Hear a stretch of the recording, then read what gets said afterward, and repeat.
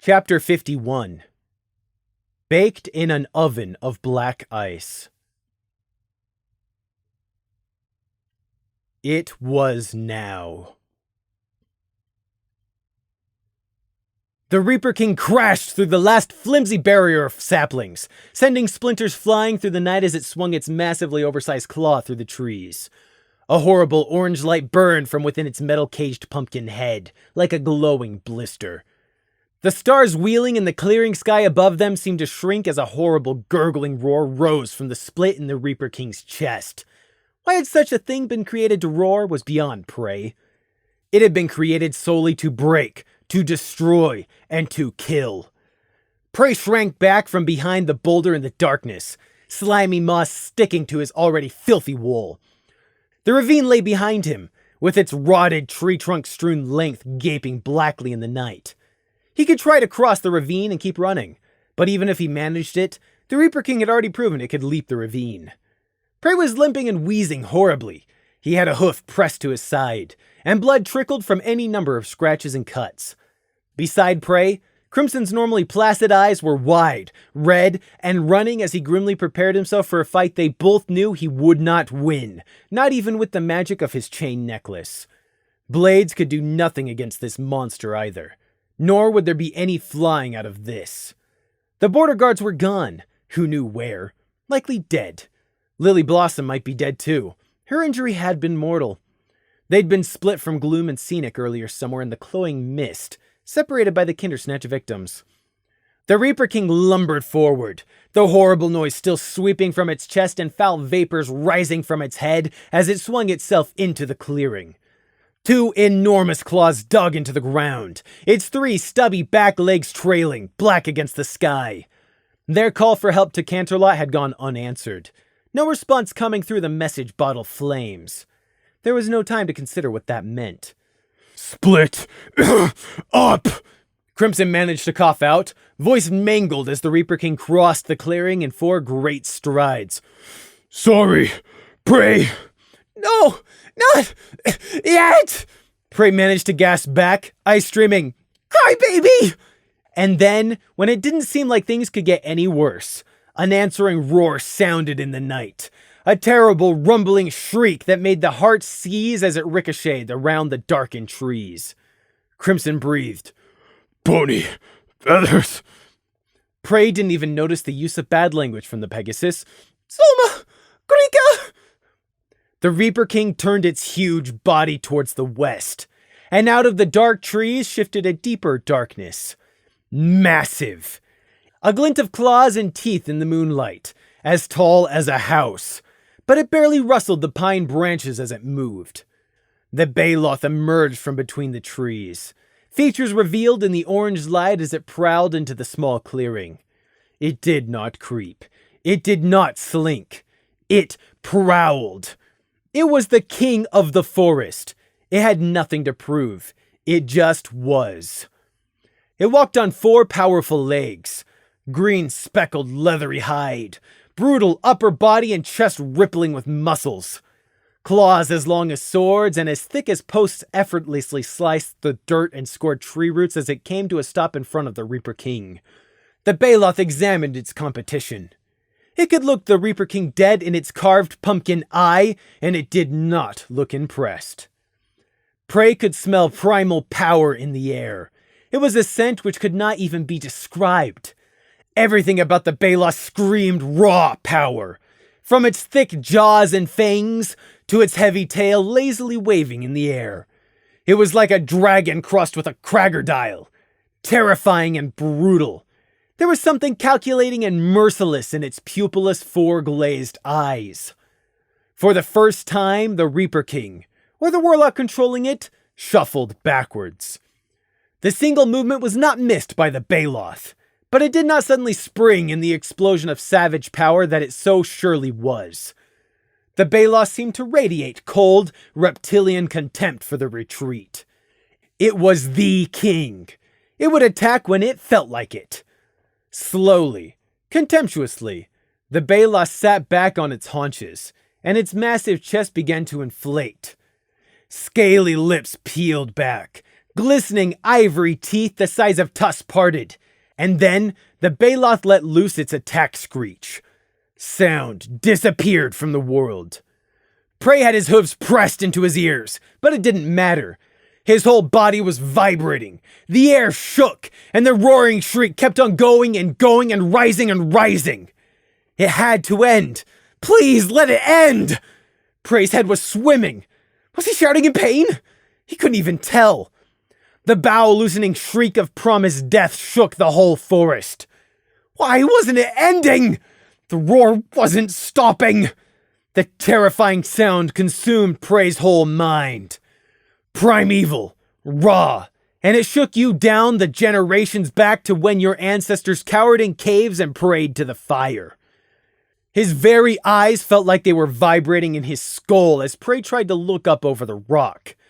The Baloth's jaws had unhinged, its face sliding back along the skull, and all that could be seen of its head was a gaping mouth of roaring teeth.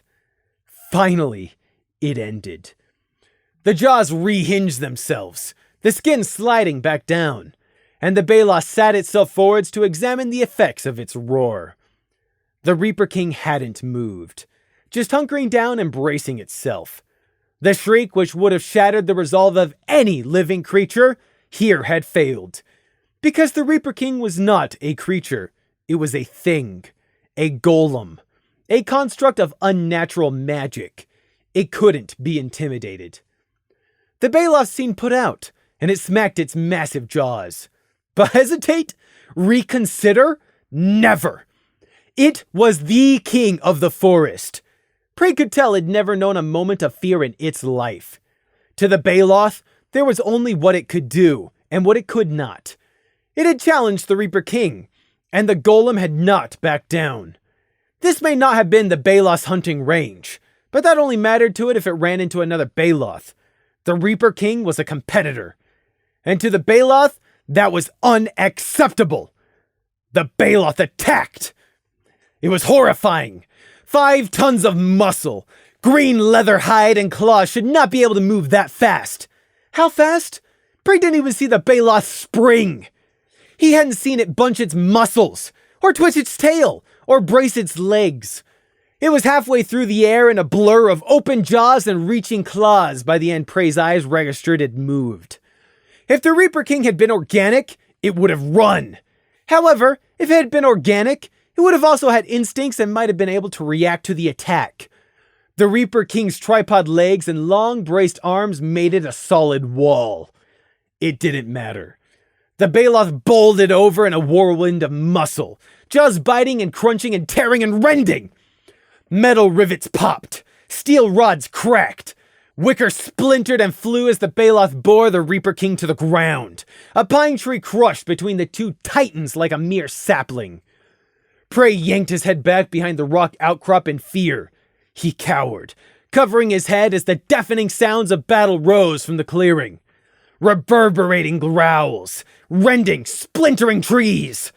And then, the rattling inhalation of the Reaper King rose up, air dragging past Prey's face as the Reaper King gathered up all the ambient magic, pressure building in the air. Invisible insects danced across his face. "We've got to move!"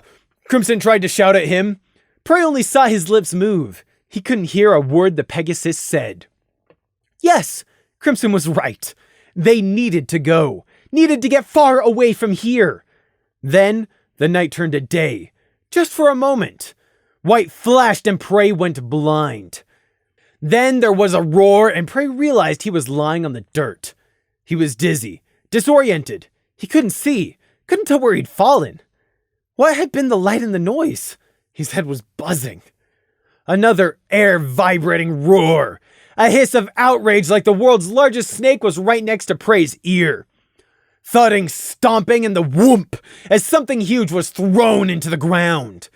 Blindly, Prey crawled away, still too dizzy to stand from whatever spell it was the warlock had used. Spots of metallic light danced before his eyes, and Prey hadn't a clue where Crimson was or if he had the same idea. Get into the forest! Find cover! That was Prey's only goal. If he stayed here, he would get crushed, if only by accident. Prey's fumbling hoof touched tree roots, thorns, a tree trunk, and he dragged himself behind it. There he huddled, hooves over his head, curled into a ball and unable to do anything until his vision returned, as all around him it sounded like the forest was torn apart. Dark outlines in the night were the first to return. His eyes hurt even worse than before, and he blinked them rapidly, trying to restore vision. He couldn't afford to be blind right now. More shapes, flashing orange light spilled long shadows out in long, radiating lines from the clearing. Within the circle, he could see the blur of two titanic figures wailing in on each other. Green-hide-bound muscles against iron and wicker. The Baloth was all savagery in motion. Its almost casual swipes were just blurs of massive claws which ripped huge gashes into the Reaper King's body and arms. The Reaper King was an unfeeling, undead construct, the peak of the Warlock's ingenuity. It held its massive arms up defensively in front of it, turning around and around to keep its guard facing the Baloth as the beast circled, never letting up its relentless assault for even a moment. However, as Prey's swimming vision slowly returned, he realized the Baloth hadn't gotten away completely unscathed in the Reaper King's blinding assault either. A huge chunk of flesh, gouged in the shape of the Reaper King's claws, was missing from the Baloth's chest. Dark blood rained down from the gaping wound, dark drops as large and glistening red as rubies fell in the orange Reaper light. But the wound hardly slowed the Baloth. It struck again, and Prey felt the impact in his bones as the creature's huge forelimb met the Reaper King's arm. Dark green leather hide shivered under the impact, tons of force behind the blow. The Reaper King did not fall, its widespread tripod legs proving too much stability, but its legs were being driven deeply into the earth. At any second, the Reaper King threatened to fall under the Baloth's tireless savagery. Nothing could survive under that relentless assault. And then came the rattling inhale and crawling of insects across Prey's skin. Here it comes again! It all happened in an instant. Prey didn't work out what happened until after it had, having covered his eyes in preparation. There was a blinding flash of light that Prey saw even with his eyes shut, his back turned behind a tree, and his hooves covering his face. Less than half a second later, and Prey was peeking out from behind the tree again. Less than half a second. That was how little time it took. The Baloth had seen the attack coming. It remembered the Warlock's trick the first time. It may have just been a beast, but it was cunning. In that moment, the Reaper King had stopped inhaling, and before it could cast the gathered magic, the Baloth spun. Its broad back was presented to the golem as the blinding flash went off, and its thick tail smashed into the Reaper King with a devastating blow that could have shattered boulders. The Reaper King lifted off the ground. Its enormous, giant body left the earth, just for a few hooves of height, but the tons of metal construct was actually lifted by the blow. The golem toppled into a pine tree and snapped the trunk in half. Pale splinters showered the area. The Baloth was upon the Reaper King before it could move, crashing down on top of its toppled foe. The Baloth's huge clawed hind legs pinned the golem's lower body. Its half-a-meter-long foreclaws disappeared into the Reaper King's chest, and its gigantic jaws unhinged wide. With a crunch as mighty as a ship breaking apart on a reef might have been, the Baloth sheared off the front of the Reaper King's upper chest and pumpkin head, cage and all. Prey could only stare. The Baloth lifted its massive head, and then spat! Metal, cloth, wood, and unidentifiable bits tumbled free. From the gaping tear in the Reaper King's suddenly open front, steel cables, wicker, springs, a glistening something, and intermittently flickering orange light spilled. The flickering foul orange strobed the clearing, getting more and more erratic. The Reaper King's body was shuddering and jerking, and the Baloth almost casually tightened its claw's grip on the golem's chest and wrenched. There was a crack, and the Reaper King's upper body half deformed and splintered. The Reaper King stopped moving. The sudden silence was deafening. All Prey could hear was his own ragged breathing. The Baloth lowered its huge head and sniffed the still form of the Reaper King. Then it snorted in disgust and turned away, tearing its claws free. Twisting, It brought its head around to examine the ragged wound in its barrel chest. The Reaper King came alive. Its long arms whipped around and it enveloped the Baloth in a bear hug before it could twist back around. The Baloth's reaction was immediate and violent. It roared loud enough to make the pine shiver and thrash like a live quarry eel. Its foreclaws may have suddenly been trapped between it and the Reaper King's bodies, but its jaws were free and it used them. It bit and crunched into the Reaper King's body again, its broad-muscled shoulders bulging as it flexed. The Reaper King hunched closer and sank its curved metal talons into the Baloth's back and anchored themselves there. Shrieking in deafening outrage, the Baloth leapt back, and the Reaper King was lifted up with it. But still, the golem's headless body stayed firmly attached and squeezed. Bones and flesh creaked as long limbs of wicker and steel tightened. The Baloth had decimated the Reaper King. It had savagery, speed, power, and instinct. It outmatched the Warlock's puppet in every way. It was living. The Reaper King was not. But it was still living. And the Reaper King was not. Slower, shambling, unskilled, outclassed in every way. But despite all that, the Reaper King's greatest weakness was also its greatest strength. It wasn't alive. It couldn't be killed. An undead could be burnt, frozen, speared, shot, beheaded, poisoned, dismembered, and impaled, yet it would not die. But a single arrow could slay the living. The Reaper King was not alive, and thus could not die. The Baloth was alive and could. In the end, that was all that mattered. The Baloth had the strength to tear trees apart on a whim and pulverize granite. But with its forelegs trapped and no way to bring its vast strength to bear, it was slowly being crushed. Just like how a crocodile's jaws could bite through stone but could be bound shut with a simple noose of rope. The Baloth's application of strength was different from that of the Reaper King's. The Reaper King's arms and claws tightened and began to split leather flesh and crack bone. The Baloth's jaws could rip and tear at what it could get to of the Reaper King's upper body, but it couldn't stop the golem's inexorable grip from tightening. The golem did not feel pain. It did not bleed. Bones began to crack, and blood began to pour. From out of the Baloth's snapping jaws, from the splits in its skin, its throwing both giant monsters about like rag dolls, but never getting free of the Reaper King's death grip. And the golem crushed tighter and tighter. Ribs snapped in the night like the squealing, drawn-out crack of falling trees. Tighter and tighter. The Reaper King's arms now formed a circle of blood. Almost completely sunken into the Baloth's body, they clenched so tightly. Tighter and tighter. Knack! The Baloth's spine finally snapped. The mountain of muscle, the king of the forest, fell with a shudder that shook the pines. The Reaper King straightened back up to its full height, pulling its arms free of the Baloth's flesh with a sucking pop. It loomed up in the night, flickering orange light making shadows writhe as it stood. Unbeaten, unstoppable, and as terrible as the death it so surely represented. A nightmare of dark magic and witchcraft.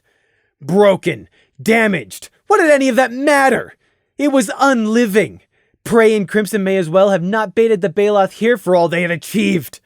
And now that their play in summoning the Baloth had failed in a mountain of dead muscle at the Reaper King's tripod feet, it was now back to hunting them instead. Hopeless. It was all hopeless! There was a small shuffling movement from the shadowed base of a tree at the clearing's edge. Slowly, Crimson emerged into the clearing and flickering orange light. Prey stared from around the tree trunk. What was Crimson doing? Crimson came to a stop and his head tilted back to see the towering Reaper King above him, its now headless body looking back down at the impudent Pegasus. Exhaustion hung in every line of Crimson's body. The jade necklace briefly sparkled green, but it was hopeless against the Reaper King. It could have been a piece of dirty string for all the good it would do. Defiant and utterly hopeless. Very deliberately, Crimson raised his wing blades. He didn't turn his head as he called out as loudly as he could in his cracked voice. Run, pray! At least one of us might live. One massive, dark, blood-soaked arm rose. Claws framed black against the moon as it paused at the height of its arc. Crimson braced himself. But the arm didn't swing down, because something else crawled out of the night. There was no roar, no crash like which had heralded the Balost's might. It crawled out between the trees on dozens of unerring legs. A deep mottled green carapace glimmered wetly like armored in the night. It was an insect, but one forsaken by any gods. For only a demon could have created the unholy abomination of giant centipede blended with teeth. It was as long as a train carriage and thick around as 2 earth ponies. Hooked, red spines gleamed along the creature's segmented length. Its many legs almost seemed to bite into the ground. A row of teeth, as it undulated its way into the clearing. If it had eyes, they were hidden somewhere under the thick armor plating of its head and multiple massive mandibles. Instead, it had 4 whip-long feathery antennae, which moved interdependently of each other, delicately feeling and tasting the air. And then you looked closer and realized those feather-like edges were actually formed from razor-sharp barbs made to encircle and tear. The insectile monster entered the clearing and then it turned sideways, many undulating legs carrying it clockwise for a half turn around the clearing's circumference. And there it stopped. What was this thing? Where did it come from? The Reaper King took a lumbering step forward, using its one arm to swing itself forward while the other stayed raised to come crushing down. As skin-writhingly horrifying as the centipede thing was, it did not look like a threat to the Reaper King. It may have been the same length as the golem laid out, but it had nowhere near the bulk or brawn. And once again, it was living and the Reaper King was not. And then a second insect crawled out of the darkness behind the Reaper King on the other side of the clearing and crawled counterclockwise to match the first monster. They encircled the Reaper King between them. The Warlock had the Reaper King pause, the puny red Pegasus who challenged them completely forgotten. What were these monsters? How much of a threat were they? Which one should they attack first? In silent sync, the 2 giant insects began to circle, each perfectly matching the other as they tracked around the clearing.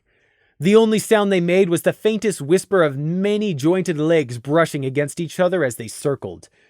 Around they went, fully circling the clearing as the Reaper King turned to try and keep track of them both.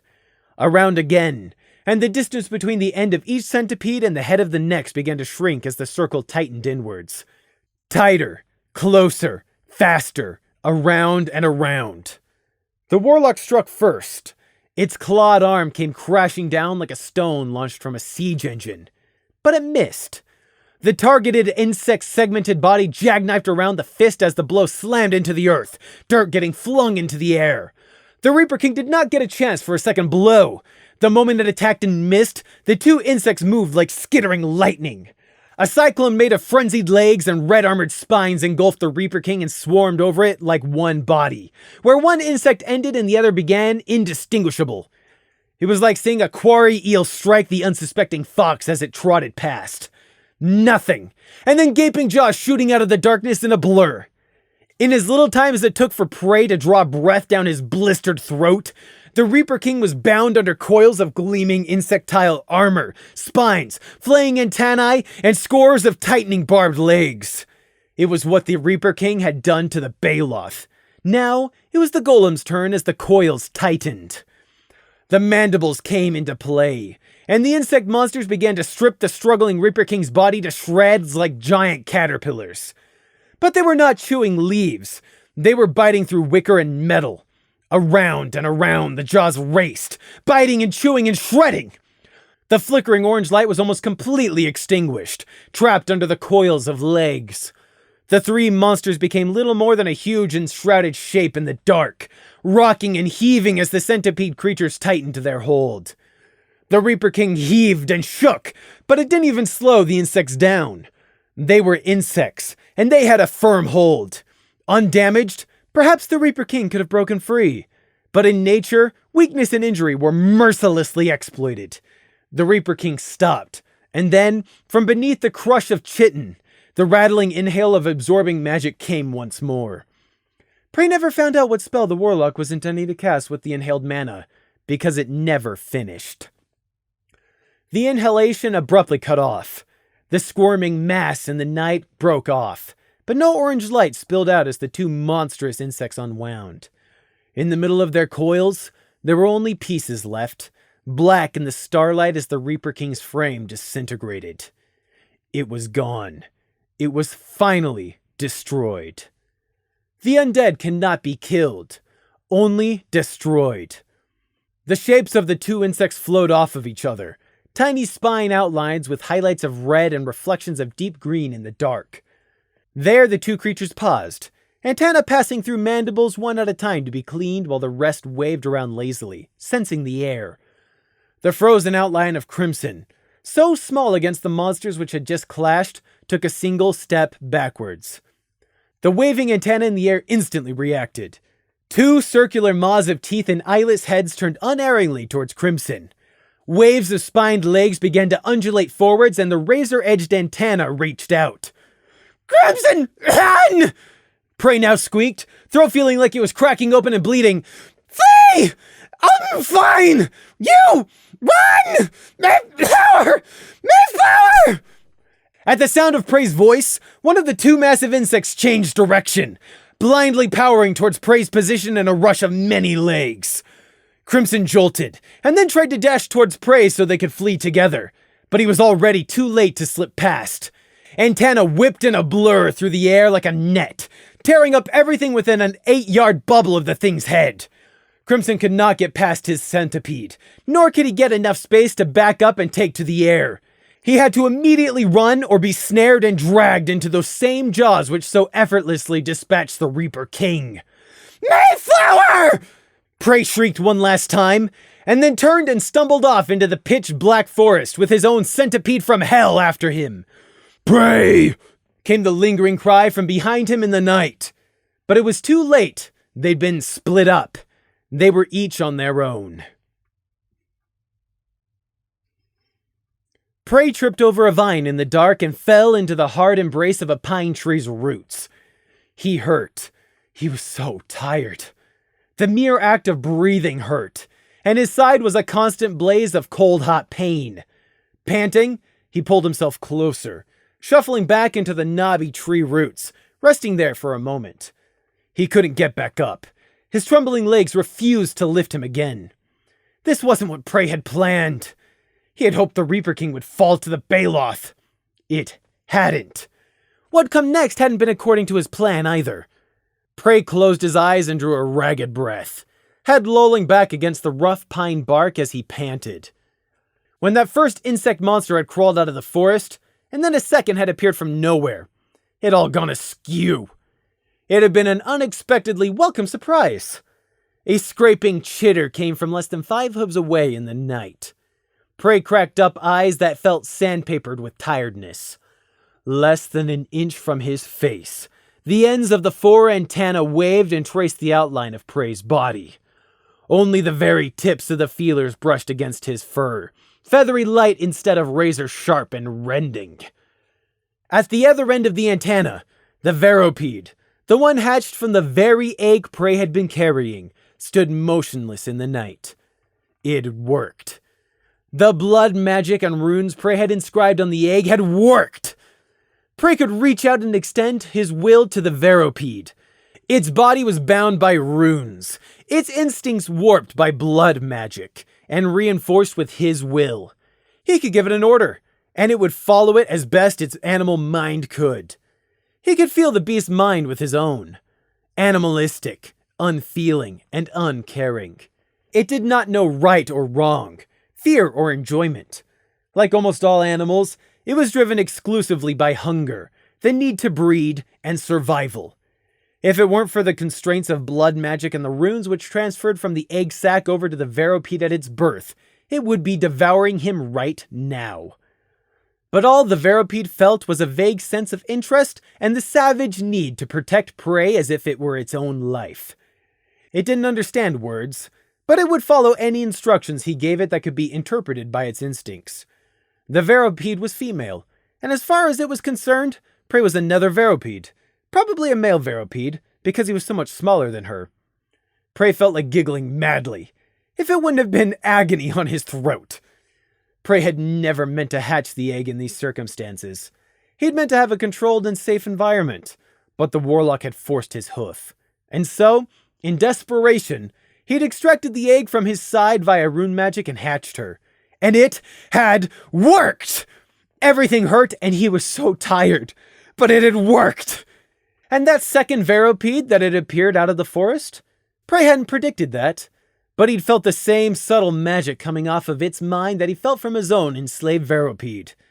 Lemon Peak had arrived in the forest, and she'd had the same idea as him. How had she got here? When? Why? How'd she known where he was? Where was she now? Prey didn't know the answer to any of those questions, and the answers weren't important either. Lemon was here. She'd followed him over the ridgeback somehow, and she was here, close by, somewhere in the forest and waiting to help him. He finally had an ally. This time Prey did crack and laugh, the heady mix of relief and deliverance making him giddy. Still alive! And it worked! Lemon Pink is here to help me! The Reaper King's been destroyed, and I know where the warlock is hiding! Lemon Pink must be having her Veripede chase Crimson through the forest and back to Mayflower at this very moment. Just like he'd wanted and shouted out loud for Lemon to hear. Mayflower! Because what came next, Prey needed to do by himself. But in a minute, though. He just needed a moment to rest. Prey weakly sighed and let his head fall back. The Veripede wound its segmented length around Prey's pine tree, making a protective armor-plated wall about him before it settled down. A guard dog, but one made from the worst entomophobia in the world mixed with a suit of armor and blended with spines, centipedes, razor wire, and teeth. It was beautiful. In a terrible way, Prey supposed. Perfect. No conscience, no remorse, no unnecessary parts or emotions, just an apex predator. And the funny thing was, it made him feel safe because the Veripede's instincts and will was irrevocably bound to Prey's own by his runes. Same again with Lemon Pink's own Veripede, and she was in turn bound to him. Who knew that those old blood magic tidbits from Snake would result in my very own personal killing machines on a leash? Prey thought. But there had been a cost, as there always was. The egg, when it phased out of the skin of Prey's side, had been no larger than a plum. So how had it resulted in a monster the length of a small train carriage, and probably weighing at least 2 tons? Part of it was the natural magic of the Veripede's egg, and part of it was the runes Prey had placed on it during its incubation, and a third part was the result of the Veripede's natural biology. On hatching, the Veripede would rapidly swell to about 1 meter in length within the hour, and then, in another few, its carapace would harden. That had already happened here. The runes and the effects of the blood magic woven into the Veripede had hijacked this first growth cycle, and further forced it to take the Veripede up to almost full maturity. But doing so should have resulted in instant starvation and death, as the Veripede's bodily stores utterly failed to provide enough energy, magic or no magic. But everything has a price. To put it bluntly, food. A Veripede has 2 ways it can hatch. From a nest, or from an animal. In the first scenario, the Veripedes fight to the death and only the winner survives, eating the fallen bodies of its nestmates, thus fueling the remaining Veripede's first growth spurt and molt. In the later instance, the implanted animal is killed and swiftly devoured from the inside out. Neither case had happened here. Prey's original plan was to have Lemon Pink acquire a large number of pigs before taking out the eggs and hatching them, since he sure as hell wasn't going to let them kill and eat him. But where was Prey going to find a herd of neatly penned pigs in this forest? He hadn't. But he had found another source of caged-in meat. He'd known where to look, and how it made him hurt. Crushing guilt. What an inadequate term to describe what he had done. the townspeople of Alfalfadale. Prey knew where the warlock was going to move them to. He discovered it inside that dark magic book from the warlock's lair, the one which Gloom hadn't been able to read. But Prey had never actually said he couldn't read the book. Gloom had just assumed, and within its pages, Gloom had discovered what the warlock was making at the Stone Circle, and also what they needed kidnapped townsfolk for. For that reason had the warlock removed the prisoners from those empty capture pits the IS&D had discovered and moved them elsewhere. Prey had found it, sneaking through the dark forest towards the desecrated Stone Circle. A large, if shallow, freshly dug pit, covered with a crude wooden grate, made from felled tree branches and lashed together with spliced vines. Guarding the pit had been a number of Kindersnatch sentries. Their horrible gurgling was actually how Prey had found the pit in the darkness, but the people inside had not been making any sound. Lying on top of the mound of wet, freshly excavated dirt, Prey had looked down into the darkened pit and seen unmoving bodies. Not a shout, or cry, or single attempt at escape. There had been nothing from the captured people, and Prey had known his old guess about the warlock drugging them had been correct. Here the townsfolk all were, as docile as hens in the coop waiting for the axe. They would go to the death the warlock had planned glassy-eyed and without a twitch, unwilling sacrifices. Pigs to the slaughter indeed. The pit had been large enough to hold 50 people packed together. Where the rest were, Prey hadn't known, but probably scattered around the stone circle in similarly guarded holding pens. The warlock was not putting all his eggs in one basket. Prey's hate for the warlock and their practicality swelled and surged, until it was lapping against the back of his throat. Because despite what Prey was about to do in his desperation, it was the warlock who'd made this opportunity possible. And Prey hated them for that almost as much as he hated himself. But only Prey could ever be held accountable for his choices. No one ever made you make your choices. That was all on you. Prey had done something like this before, but only to his enemies. His insides hurt, and it had nothing to do with the physical pain as he lay there atop the dirt mound. Prey wasn't capable of freeing the people in even just this one pit. Even if he'd had some way of counteracting the drugs in their system, he didn't have the time. He was injured, desperate, suffering from the after effects of poison, and those Kindersnatches would catch him the moment he tried. Prey couldn't save them from the warlock, but he could use them to obtain a way to stop the warlock instead. Prey buried his face in his hooves. 1 minute. That was all that Prey allowed himself. It was important to take that minute, to make absolutely sure there was no other option. It would help him later. A little, if there was a later. 1 minute. Then he scooped up the black tide of guilt swirling inside him, locked it away, and did what he had to. Prey had removed the Varipede egg, set off the hatching rune, and tossed it over the Kindersnatch's heads and through the grate down into the pit. To wake, to grow, to feed. Then he'd crawled away, leaving the Varipede to its grisly hatching.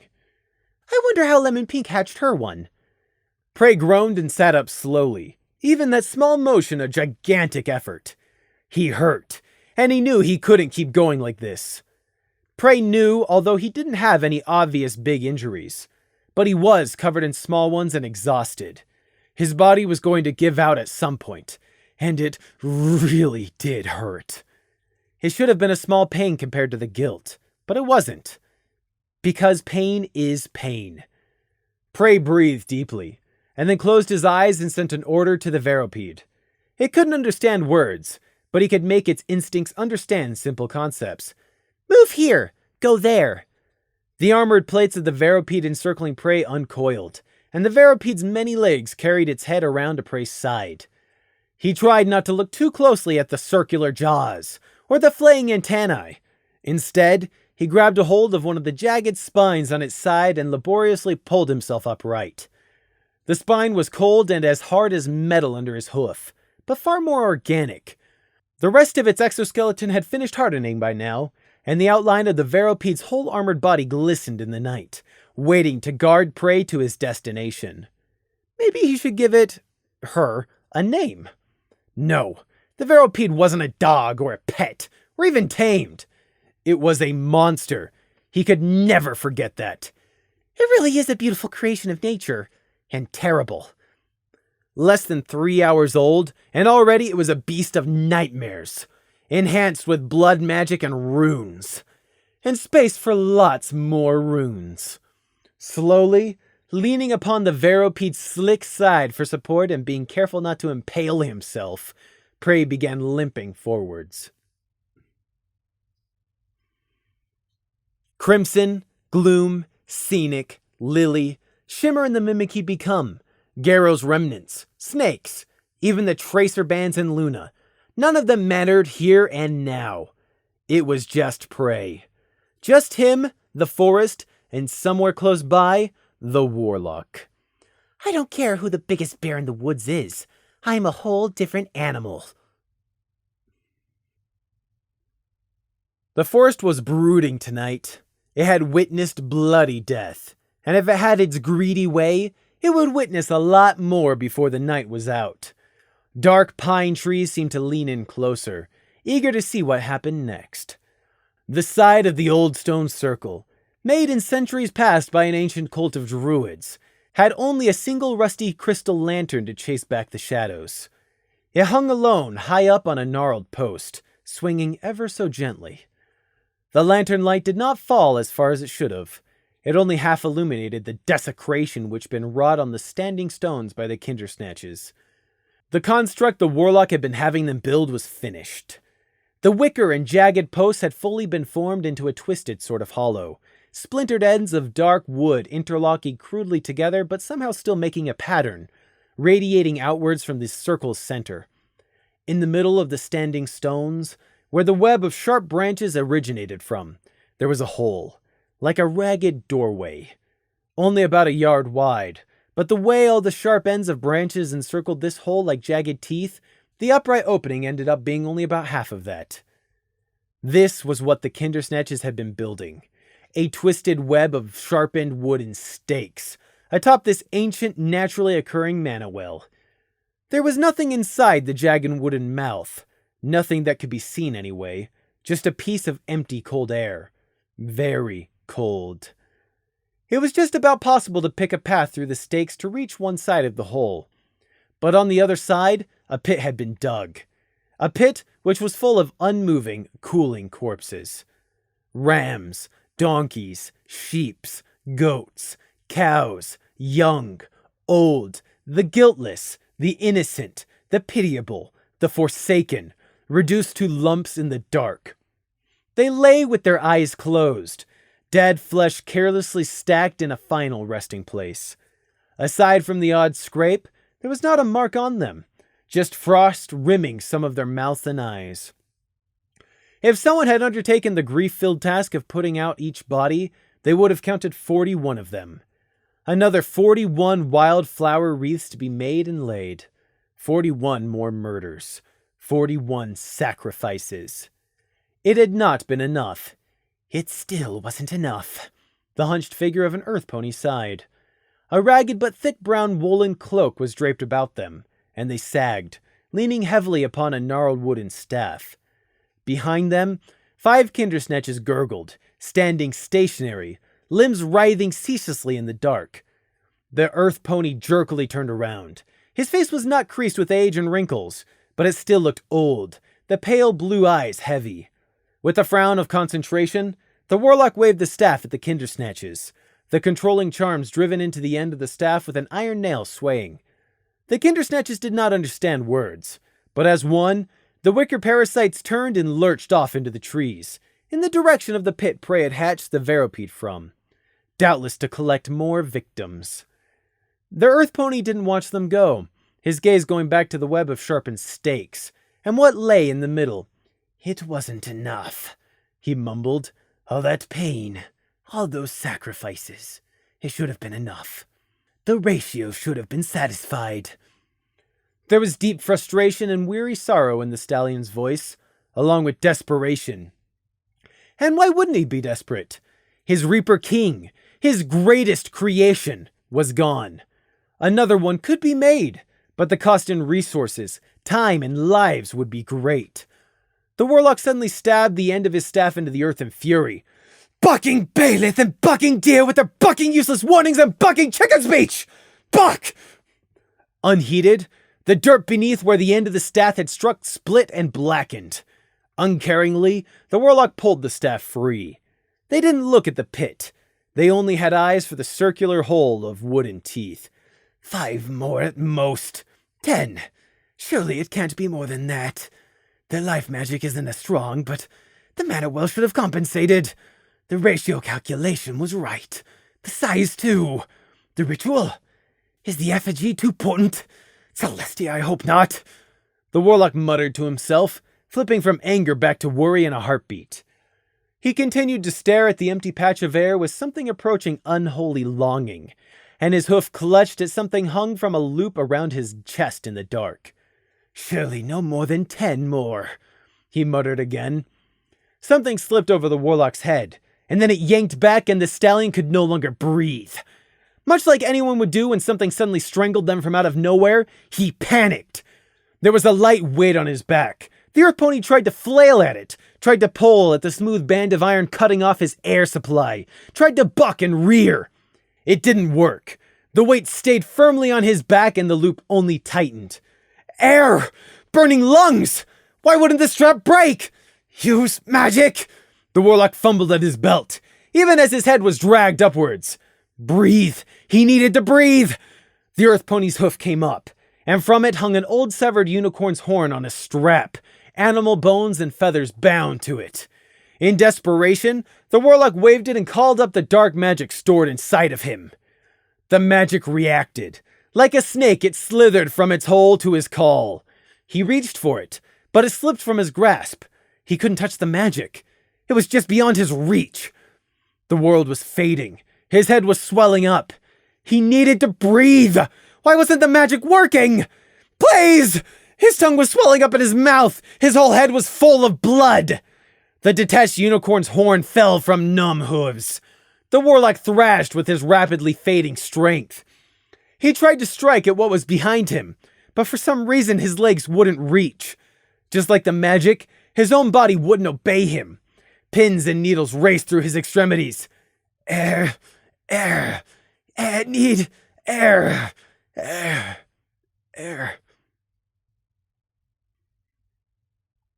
Prey leaned heavily against one of the stakes and coldly watched the warlock thrash in the dirt, hooves ineffectually pawing at the ribbon loosely looped around their throat. They gasped and wheezed, hooves unable to interact with the blue piece of silk apparently choking them. So, this is the warlock, Prey thought, observing the earth pony which done so much damage. The remnant of Garrow stirred in excitement. Now they die screaming, yes? Prey crushed the remnant and pushed it away. Killing could come later. Prey looked behind him, partly to check on the thing the warlock had built, and partly to check on his Veropede. He had encountered 5 Kindersnatches on the way here. The Veropede had ripped them apart with its antenna without even slowing. There were splatters of blood across the giant insect from where the dismembered pieces had been fed into its maw, black in the night. Prey was aware each Kindersnatch he destroyed might trigger some witchcraft alarm, but he was even more aware how on the verge of total collapse he was. He needed to finish this before that happened. Had to see this through. He hurt. He was tired. He knew he should try and meet up with Lemon Pink first, but he wasn't letting the warlock slip away. Prey had his Veropede. If he was fast enough, any alarm wouldn't matter.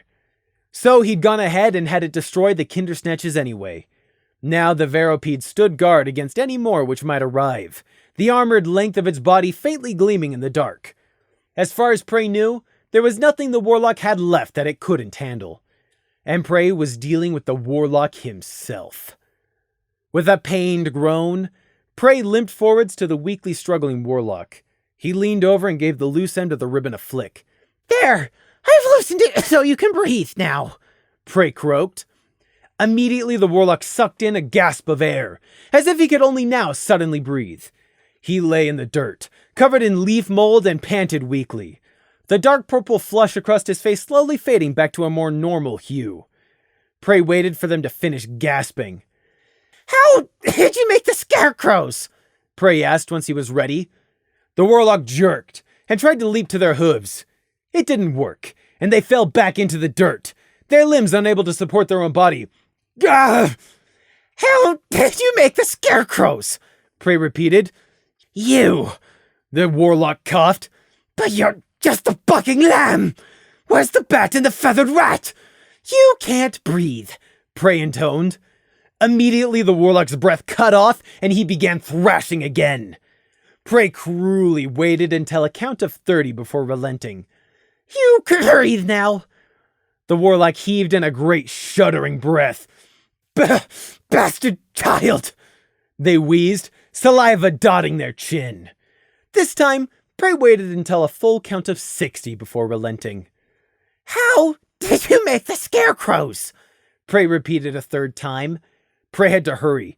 He knew he might collapse at any moment, but the warlock couldn't be allowed to know that. Never show weakness. It was the same reason why Prey wasn't invading the warlock's mind and directly ripping the answers out himself. In the weak, decrepit state he was currently in, that would be a huge risk. A person was always strongest inside of their own mind. So Prey was going about this the old-fashioned way. My creations, the warlock coughed. "I made them, built them from nothing. They're mine, my creations. The last one was almost perfect, if those two bucking Tartarus bugs hadn't appeared. I've prayed to Celestia that all your bucking border guards get eaten by those two whores. You think I'm a border guard?" Prey hissed. "Buck you little bitch. That's what I think. Buck you. Buck whoever else is hiding behind me." Prey snarled. It wasn't a scary sound by any means, but when the Varipede reared up into the night above Prey, that was scary. The warlock's face went white. Sweet Celestia! "Do I look like a border guard to you?" Prey demanded again, throat cracking. You, those bugs were... Buck. Now there was the fear. The uncontrollable quivering in the limbs Prey had been expecting to see. It had taken the shaking stallion this long to catch on and realize what Prey was. It was understandable. Prey looked just like a lamb. The warlock's focus had always been on Gloom as the leader and Crimson with his magical necklace. But there was no one else here, only Prey. It was Prey who'd summoned the Varipedes, monsters capable of destroying his Reaper King where even the Baloth had failed. The warlock cringed back in the dirt. "Where you belong." "Oh, that's not... You're just a filly. Where are the others? Where's that bat pony?" The warlock tried to scramble away, but their legs weren't working for them. "Sorry, it's only me, I'm afraid." Prey smiled sickly. "Now tell me, how'd you make the scarecrows?" I made them with the use of a magic tool. I learned how from my book. It's all listed in there. The book back in my workshop." The warlock hastily answered, shying back as the Varipede's barbed antenna started to probe closer and closer to his face. "A dark magic tool? Interesting. And the dead for the parts. Tell me more." The warlock was staring. You're not horrified by my work? By what I've done? They should be afraid. They should fear me." Prey tilted his head, half closed with blistered tear tracks tracing down his cheeks. Afraid? Once, but now?" The Varipede loomed behind him, an armored shadow in the night. "Now I'm not afraid. It's you who's afraid." And the warlock was afraid. Yes, I made them. A dark magic artifact.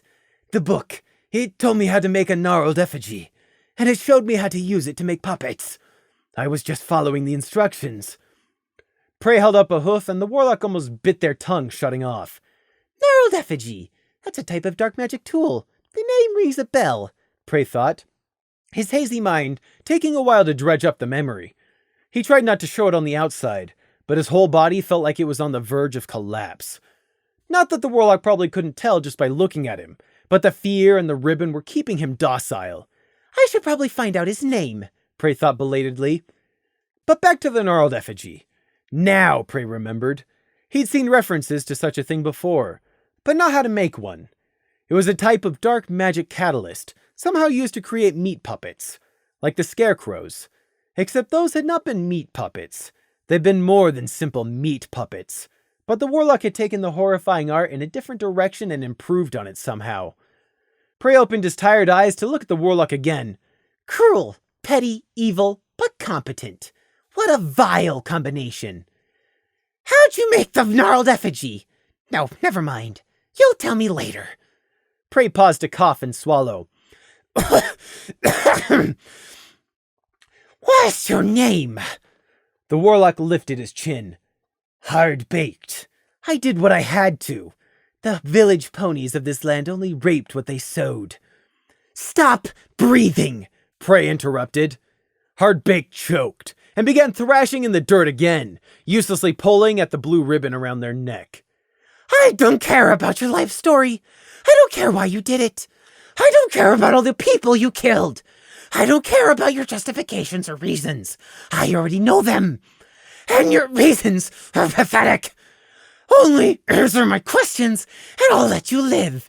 Understand? Oh, you can breathe now. Hardbake gasped hugely. I got it, he panted. There was blood on his lips. Seemed he'd bitten his tongue. Throughout all of this, Prey had been keeping an eye on the patch of air in the mouth or doorway of the wooden web. It was just a blank bit of air, yet it made the back of his mind crawl like something was trying to get out. To run away or get closer, Prey didn't know. He licked his cracked lips. First question, what's all this for? I made it because that's what the book listed. I needed it if I was going to make the effigy stronger. Like the book said, it needed souls. It said souls, but I don't know what it really uses. That's just superstition. There's no such thing as a soul, just life force magic. Keep it to the point, or you can stop breathing. Here's a bridge, or something. It wasn't clear, but that's not important. It concentrates all of the life magic into one point, and then, when it's at the critical mass, you pass the gnarled effigy through the opening, and it'll absorb it all and become more powerful. Hardbake babbled. Powerful enough to make multiple greater puppet ponies. Powerful enough to make multiple Reaper Kings is what Hardbake meant. Ah, for that you were just sacrificing people's souls to an unknown. There's no such things as souls. I mean... The stallion shrieked when one of the Veroped's antennae questioned towards him. Sacrifices had to be made. It's the only way. Disgusting. Vile. Whenever anyone ever says that, they always really mean sacrifices made by others. Prey stared at the dark patch of empty air and realized why he was so unnerved. Because it was very close to approaching something he'd almost seen once before. Down in a cave of twisted earth, where once he'd mistakenly strayed. You just kept feeding them in one after another, Prey whispered. Sacrifices have to be made. It's the only way to enhance the effigy enough to get it able to do what I need, Hardbake repeated. I had to make more wreaths, but their parents deserved it. Prey switched to staring at the prone earth pony. A voice was screaming in the back of his head to kill Hardbaked, both for what he'd done and for what he'd been trying to do. This! Prey didn't even have a word to describe the warlock and his stupidity. You don't have a clue what you'd made, do you? What you almost made, Prey gritted out. He shook his head. No, of course you don't. You were just feeding them in one after another like candies. Prey raised a shaking forehoof and pressed it to his chest. He wanted so badly to rub his eyes, but he knew the raw agony touching his face would bring. Hardbake had tried to kill him. He tried to kill them all, and not just with the Kindersnatches and Scarecrows. He'd been trying to kill them all, and he hadn't even realized it. This piece of filthy meat! He tortured so many, and the poisoning he'd inflicted upon the IS&D was only the least in his list of crimes. And what got Prey? What really got him was that nearly everything Hardbake had done, aside from what lay in the desecrated stone circle in front of him, Prey had done too. Every torment the warlock had inflicted here in this forest, Prey had done to someone else in the past. Prey hated Hard-Baked! Everything he hated about himself, Prey saw reflected in Hard-Baked, and he hated it! How dare he! How dare he murder all these ponies and think he's justified! How dare he! How dare he murder all these people and think he's justified! How dare he think he's better than me! It was like a broken, salt-addicted tramp. Reeking of filth was condescendingly looking down on him and lecturing him for stepping in a puddle. Like they were grinning at him with cracked teeth and listing all of his failings, pointing out in excruciating detail every single way they were better than him, while being too lazy to even hide the blood-stained knife behind their back. It was a mirror, and Prey hated mirrors. The arrogance, the sheer unprecedented and undeserved arrogance of Hard-Baked. He was the same as Snake! You son of a traitor! You cracked it! Ah! Prey spun around, but so unbalanced was he that he fell over. A figure emerged from out of the shadows in a long black coat. There was only one person, or pony, in this forest that it could be. Who else would be searching for Prey? Who else would be able to approach Prey's Varipede without being ripped to pieces? Lemon Pink! Prey wheezed, and his head swam for a moment. The deep hood went back, and the heart-shaped face of Lemon Pink was revealed, her sharp horn glimmering with a touch of silver. There were so many questions Prey needed to ask her, but he was still reeling from his own fury at Hard-Baked. What took you so long? He coughed. It was such an inadequate question. Lemon Pink dropped her head. I am sorry, Prey. Securing passage across the ridgeback was harder than anticipated. I tried my best, but even money would not get me across any faster. There are no teleportation beacons over this side, even if I were to approach a mage tower to request. Enough! Prey coughed again, still lying in the dirt where he'd fallen. It's too late now. Just... Prey was so tired. He was having extreme difficulty even thinking. Everything hurt. He wanted to sleep. He was just so... Weakly, Prey raised his hoof to Lemon Pink. She understood. She stepped swiftly over, paying no mind to the Varipede's curious antennae that danced around her head as she did so. Where was her own Varipede? Must still be somewhere in the forest, probably secretly guarding Crimson. Prey hoped the Pegasus had done as he'd said and gone back to the ruins of Mayflower. Lemon Pink knelt beside Prey, glancing piteously at the wide-eyed Hard-Baked. Should I dispose of him first, Prey? Lemon did not offer to help Prey up. If that was what Prey wanted, he would have said so. Even if it was Lemon Pink, Prey couldn't stand the touch of another unless there was no other choice. No! Prey wobbly shook his head. By Tartarus, he was all swimming. He's contained. Lemon Pink sent one last look at Hard-Baked, violet eyes nothing but cold glimmers of indifference, and then reached out and let Prey touch her hoof. Prey's mental defenses were non-existent. Even if he hadn't been inviting Lemon Pink in, he couldn't have kept her out. But he wasn't trying to. He was showing Lemon Pink what had transpired and what he needed her to do. He didn't give her the packet of memories. Again, he couldn't have even if he'd wanted to. She didn't need those memories to become hers, to feel what he'd felt. But he showed her flashes of what had happened so she'd understand. He showed her Alfalfadale on their arrival, and what the IS&D had found in Mayflower.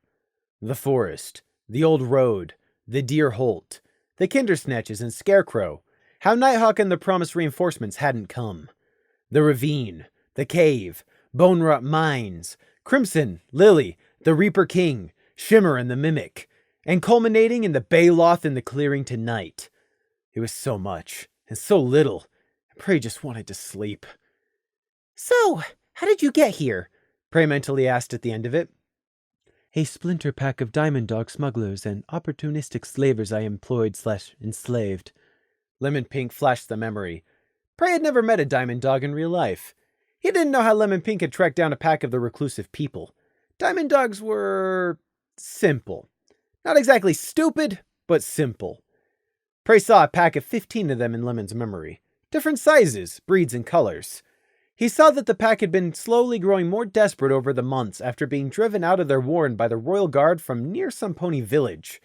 Their pack had splintered, and this group had tried to turn to smuggling. It had not worked out well, hence their desperation. When Lemon Pink had approached them with an offer of a large payment for speedy and secret transportation across the mountains, they'd accepted. Lemon Pink had also secretly mind-controlled the pack's new alpha, an older but still spry mastiff, thus guaranteeing their help and support. So, that's what happened to those diamond dogs evicted from near the Everfree, or part of them, Prey thought. Not that it mattered. Prey also saw the fate of the Splinter Pack and their enslaved leader. Lemon Pink had needed to feed her Veropede something on its hatching. More murder. More sacrifice. What had the Diamond Dogs done to deserve their death? They'd genuinely been going to honor their agreement with Lemon Pink, too. And she'd poisoned them all and then hatched the Veropede when they were too weak to move. Prey and Lemon Pink. Master and servant. They were both really no better than hard-baked. If Prey had been free, he would have simply stayed out of the Warlock's way if possible, and kept out of his business. But he wasn't free. Luna held his chain. Lemon Pink was just a tool. Prey knew that. Everything she did was on his own back. An arrow doesn't kill. The person who fired it does. I am sorry I took so long, Lemon Pink apologized, not fazed about having murdered 15 people just for convenience sake. Their tunnels through the mountains were old and unmapped. 9 times we had to stop and clear cave-ins, or go above ground and walk through the snow to find the next tunnel. Nor were there any trains coming for another week at the earliest. I heard nothing about the night guard getting another one to run early either. This was unlike Lemon Pink. She was explaining everything like she wanted him to understand why she'd taken so long. She'd already shown him the clips of memory. Did she think he was so out of it that he couldn't understand what was going on around him? Or was she desperate in her own emotionally stunted way for him to know she tried her best? This wasn't what Prey expected from Lemon Pink at all.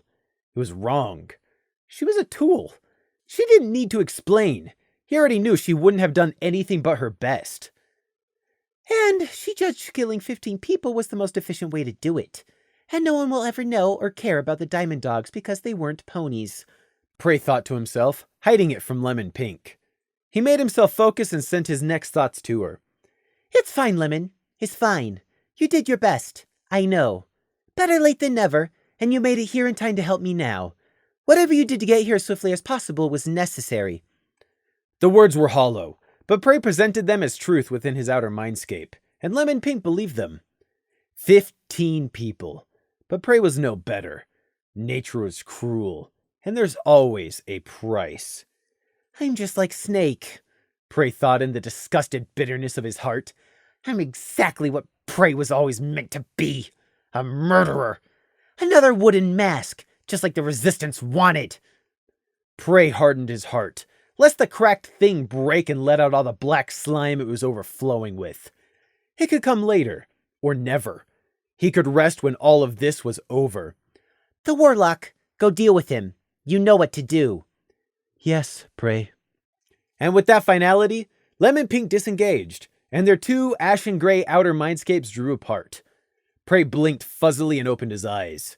He realized he'd missed Lemon Pink getting up. She was already striding towards Hard-Baked. 30 seconds was all that passed out here in the real world. The dark forest still waited. The Veropede still kept guard. The wooden web of stakes still stood. The pit full of murdered ponies still lay full. And the Warlock was still sprawled powerless in the dirt. Nothing had changed. Everything had changed. Leave me alone, you spike-headed horse! Hard-Baked spat, but his defiance was filled with fear. Thieves! All you spikeheads know how to do is steal! Go back to the Sunwolf and lick the mud off her hooves! Prey coughed in shock, but couldn't speak. His throat had finally closed up. Lemon Pink stopped. How do you know that name? The Sunwolf? She demanded. Hard-Baked stared up at her with eyes filled with hate and fear. He clamped his lips shut. Prey felt sick and filthy as he realized once again how much alike he was to the Warlock. He hated it so much.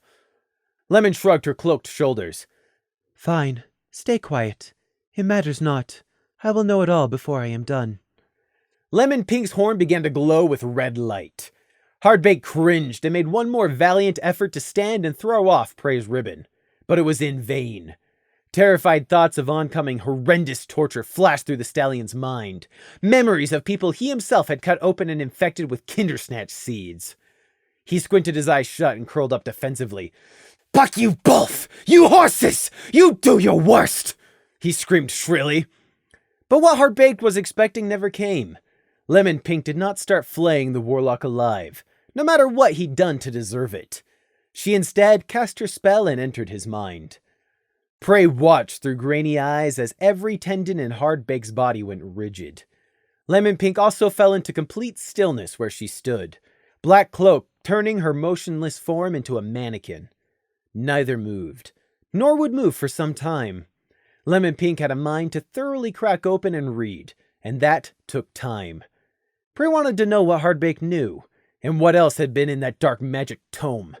Lemon Pink would learn all of it for him.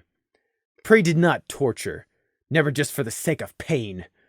Prey was terrified of pain, and while causing it was infinitely preferable to suffering it, pain was something he did not want to be around, either experiencing or witnessing. It made him sick. Too often he'd had to saw off a limb under Snake's eye. Too often he cowered at the mere threat of it from Tormenton's stinger. How often had he woken up to the whip scars feeling like they were splitting open his back afresh? Prey was terrified of pain. Prey did not torture for the sake of torture. He had murdered people with traps and poison in some of the most painful matters he could imagine. But the pain had never been his goal. Their deaths had always been his aim and what he'd been satisfied with. If he killed someone with pain, it was always for a reason. A bad, inconsequential reason, but a reason nonetheless. When a border guard lay screaming in agony because he'd poisoned their water, it wasn't because he wanted them to die in pain. Maybe he hadn't had another poisoned hoof. Perhaps they'd grown wise and learned how to identify his other poisons. Or it was because he wanted to scare the other border guards. Because the only thing worse than dying is dying in agony, and anyone could be next. He'd been trying to send a message. Prey done it to make the survivors afraid, to make them run away, to make them stop hunting him, to survive. Fear was a powerful tool. Prey knew that first hoof, and so was pain. Prey was scared of pain. He was scared of dying. He was scared of dying in pain. In the past, sometimes he'd worked himself up into a black state of fear of being tortured to death in the resistance. He'd worried and cried himself into unconsciousness at night. Because back then, it had been an inevitability, not a possibility. Torment, Snake, Stinger, one of them would get him in the end. "I don't want to die in pain!" Gossamer had sobbed. However, that's precisely what Hardbaked had done to the people he'd captured, and what he would have had in store for Prey, too. But Prey never tortured for the sake of torture. Never had, and never would. Prey hadn't even tortured Firestrike at the end. But this warlock, this mirror of himself, had tortured. Hardbaked was everything Prey hated in himself. Both what he was, and what Prey knew he could become. And it burned Prey that even now, Hardbake was still better than him. And worse, but also still better. But yet worse. Two sides of the same rusted, cankered coin. Good, bad, worse. It all just blended into one giant mess, and both of them were so far below the mark of anything that was good or wholesome. Like Crimson. Prey sometimes felt like he was trapped and drowning under a pane of black ice, helplessly beating against the frozen barrier, while above him in the light, others unknowingly walked over the ice, unable to see beneath. In a shocking moment of clarity, Prey saw himself interchanged with Hardbaked a year, a month, a day from now. The difference between the two of them was so small. All it would take was a tiny switch, barely any effort, and there would be no difference at all. The singular, lone, and only reason Prey was not Hardbaked was because Luna was inhibiting him. If it weren't for her hated tracer bands, Prey would have nothing holding him back. "I just want to be free." That was all Prey wanted. To be forgotten and left to go wherever he wanted. If that happened, though, would he really quietly fade away? Or would he do what Hard Baked had done and try restarting his own private war against anyone and everyone? But it was a pointless question. He wasn't free. He was a slave in Luna's night guard. He could run, but he'd never escape. Prey's head drooped onto his hooves. His eyes burned and he wanted to rest so badly. But he wasn't free. He had to go back to Luna. And now, Crimson and Gloom knew about the bone-rot mines, and they'd want answers, and he didn't have any he could give them, and he couldn't run away, and he was going to get thrown into prison, and he'd care to get into someone was going to get involved, and he didn't want to die! Prey woke up. He realized he'd blacked out for a moment. Lemon Pink was crouching down in front of him, dark cloak trailing in the dirt. Prey. Prey. Lemon was patiently repeating. Prey shifted and tried to croak something, but his throat was still a closed-off ball of hot pain and refused his efforts. Lemon seemed to understand, though, because she switched to yes or no questions. Are you conscious and cognitive? Prey nodded twice. I have finished taking all of Hardbake's relevant memories. Shall I save them for a later date? Another nod. Prey weakly leaned past Lemon Pink to see the warlock. He was lying unmoving in the dirt, unconscious. Now that he'd stopped moving, it was possible to tell that the Earth Pony stallion was thin and bony under his raggedy cloak and gear. It was a bit hard to tell in the night and weak light from the single lantern, but he also looked very pale. Lemon Pink magically pulled out a flask from under her cloak, unscrewing it. Water, she said simply. Do you want to drink, Prey? Prey nodded and sat up with much effort. He swayed, hooves trembling, but he managed to take the flask and sip, only spilling half of it when he began coughing horribly. Prey's red eyes were streaming by the time the coughing fit subsided, and his throat felt like he'd just been poisoned afresh. Prey forced himself to take smaller sips until he finished the whole flask.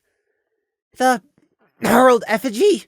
Prey whispered hoarsely when he could speak again. It was the bundle of bones and charms at the end of the warlock's staff, Lemon Pink answered, levitating said staff off the ground from beside her for Prey to examine. Prey wasn't in the best condition to do so, but he still blearily took a look at it.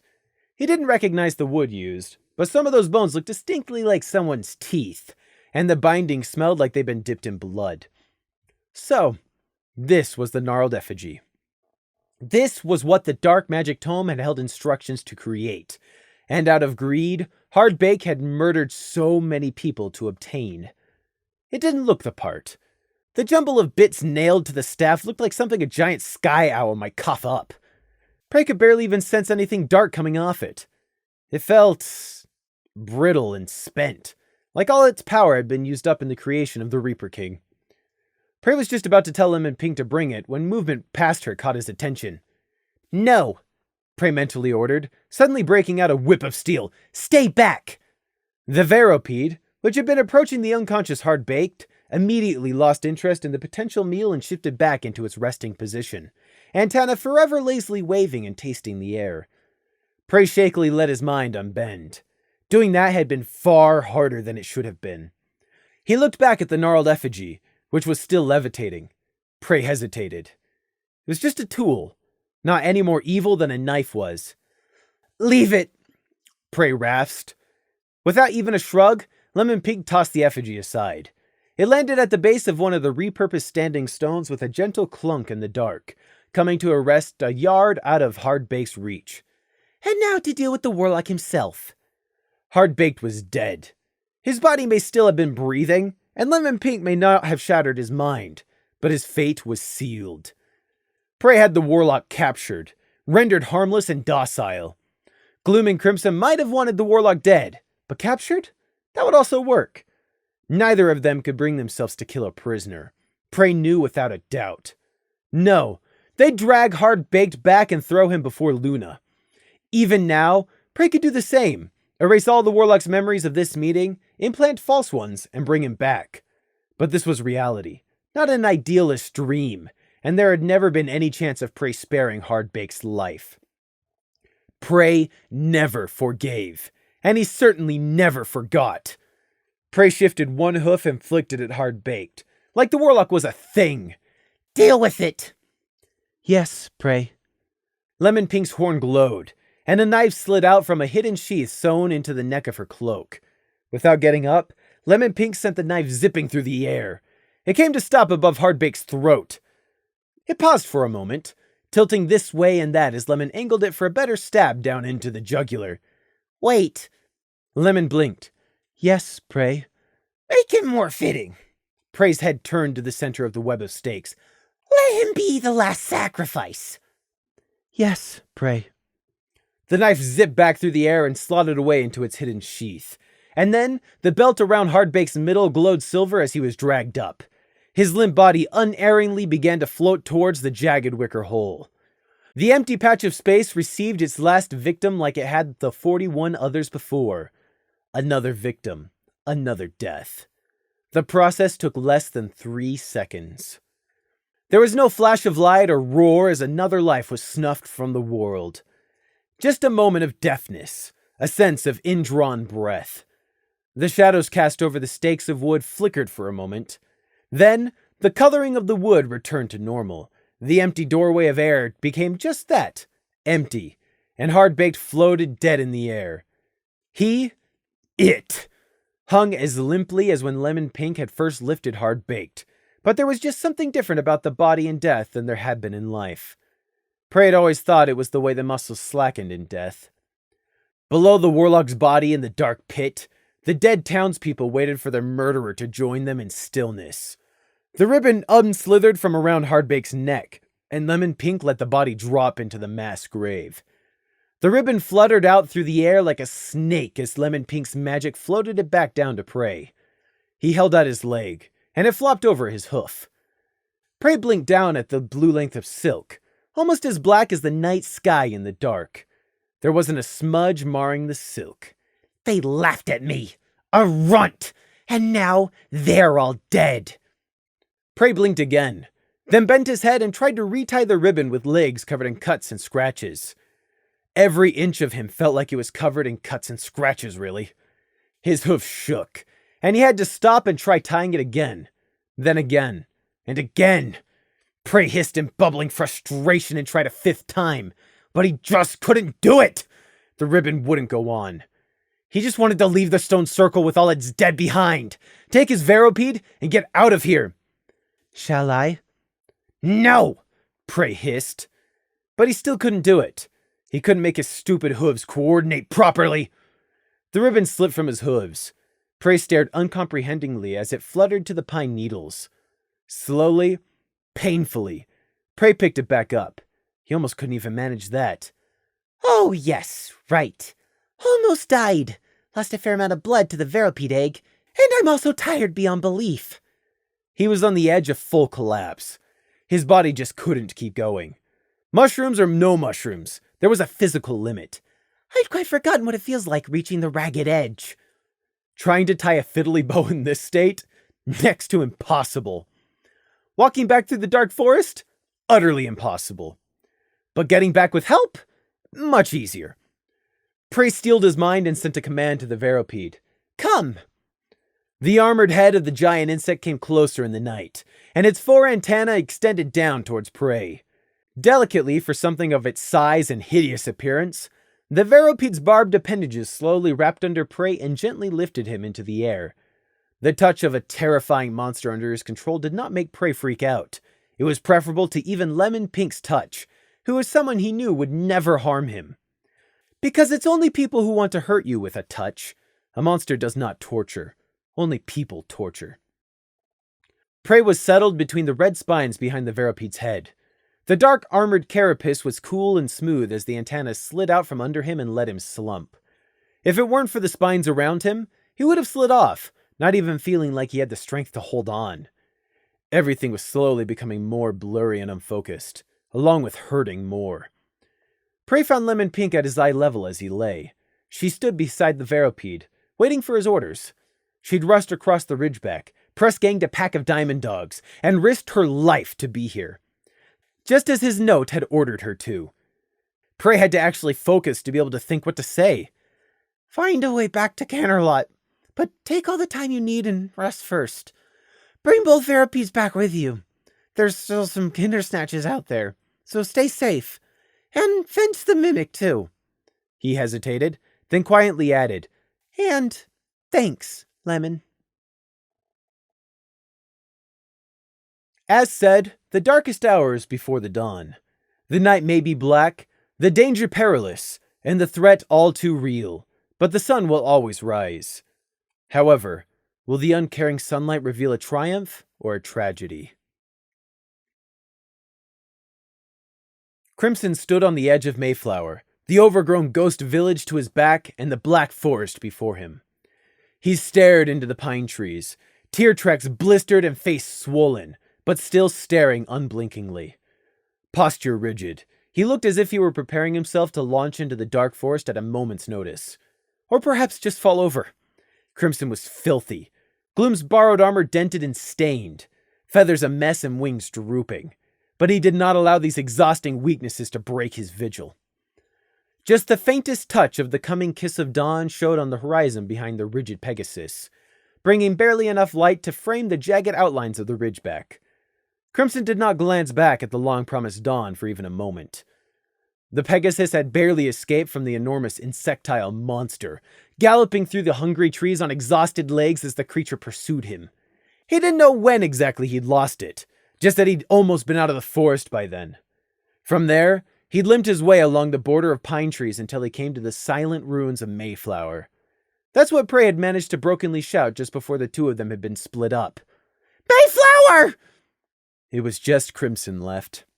No Gloom, no Scenic, no Prey. Lily might have succumbed to the Meldwood and died by now, too, for all Crimson knew. But it was obvious that Crimson couldn't leave and return to Alfalfadale to check on her condition. He couldn't leave. Not yet. Not until he knew for certain no one was coming out from the forest. Every so often, a shiver passed up the Pegasi's legs, but Crimson didn't move to relieve his body, or even to sit down. Call it stubbornness, hope, or desperation. Prey knew what the word was. Defeat. Crimson. Crimson jerked, stumbling as he turned on uncoordinated legs that looked like they were threatening to fold at any moment. There, at the corner of one of the houses, a lamb stood. Or rather, leaned against the building, just a small shape in the night. But even damaged by poison, Crimson's eyes could see in the dark. Pray. Crimson croaked. Prey tried to offer a smile, but he was so tired, and he couldn't even get his face to move. Is me, he confirmed. He swayed, the building proving not to be enough even when taking all of his weight. Think I'll just sit down now, Prey said, and then collapsed. Pray. Thank Luna.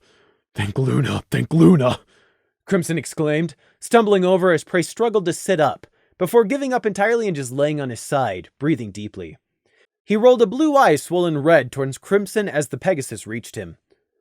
You look as bad as I feel, Prey croaked dryly, voice barely above a whisper. Don't move, Crimson said, trying to check Prey over. No problem. Where are you hurt? Crimson leant down for a closer look and almost fell on top of Prey. Same as you. Everywhere.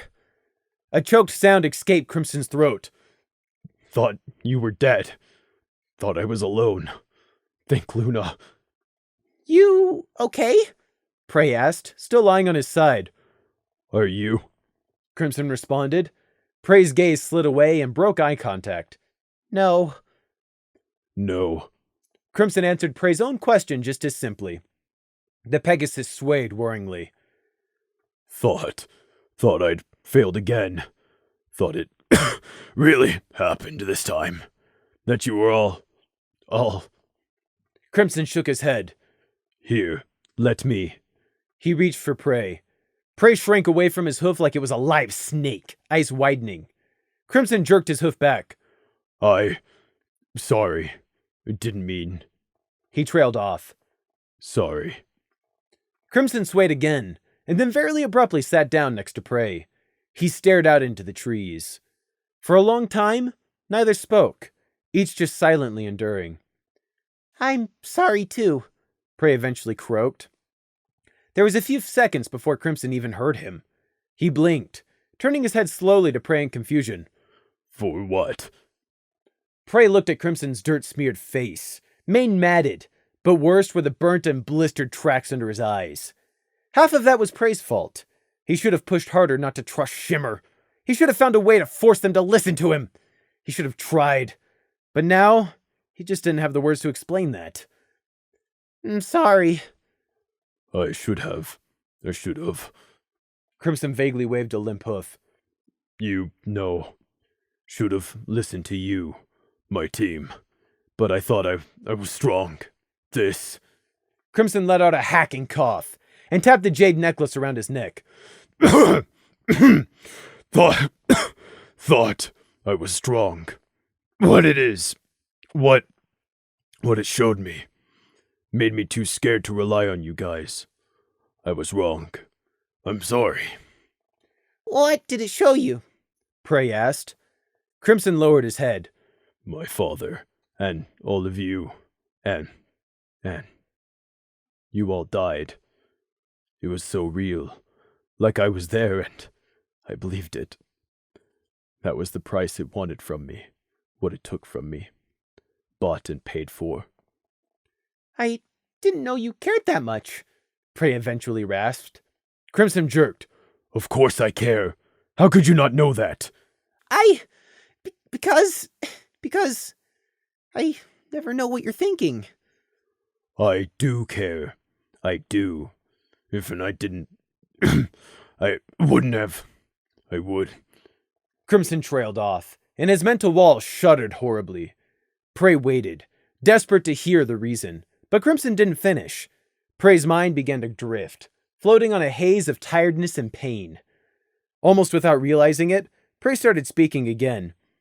I was so close to making a horrible mistake. Have been for a long time, and didn't even realize it until I was looking in the mirror. Horrible. I've already made my mistake. Crimson tiredly shuffled one wing around to spread out before him. From the angle of his head, Prey could tell he was looking at the wing blade on it. Only because of Prey's exceptional hearing did he hear Crimson whisper, Too little, too late. It's always too late. Prey coughed. For people like us, it's always too late. Ain't that the truth of it? Crimson muttered. Thought I was special. Thought I could save my father. Just made it worse. It should have been me. I should have fought in the gauntlet. Why'd you have to go and take my place? Prey barely registered that Crimson had said gauntlet, not duel, like he'd originally assumed. Crimson's words triggered his own memories. Old mistakes, past pains and scars. His greatest failure. Failed them all too. Mother, Fleece, even little useless Gossamer. Gloom, Lily, Scenic. I should have stuck closer with them. Crimson croaked. I keep messing up. I don't know why I lie all the time. The warlock got to me. And now Lemon's hiding something from me, and I don't know what. Prey slurred, hardly listening to what Crimson was mumbling about. Mirrodin clan's planning something. I just know it. There's no way they just leave like that. I'm always gonna be looking over my shoulder. Got Arrow and Snake. They won't leave me alone. Won't stay dead. Why? I just want... I'm failing Princess Luna, too. She told me to put aside my revenge, but I didn't. I didn't do what she said, and I hate them all so much. I just want to be left alone. Just want to be free. Is that so much to ask? There was a minute of quiet as each of them trailed off into their own inner turmoil. The faint light in the sky slowly grew over the mountains, the first tentative touch of soft pale orange, but the shadow of Mayflower still sat squatting over them. Need to get back. Need to check Lily. See if Crimson's throat worked. Can't stay here. I can't move, Prey bitterly admitted. I'll help you, Crimson uncertainly said. Would he even make it back himself, let alone carrying Prey? Don't touch me. I won't, Crimson wearily promised. Then, why not, Prey? Why you never let anyone... It's not healthy. Mentally. We're a herd species. Everyone wants to be shown they're loved. He said any one, not any pony. Prey blearily thought. Like you're one to talk, he muttered in reply.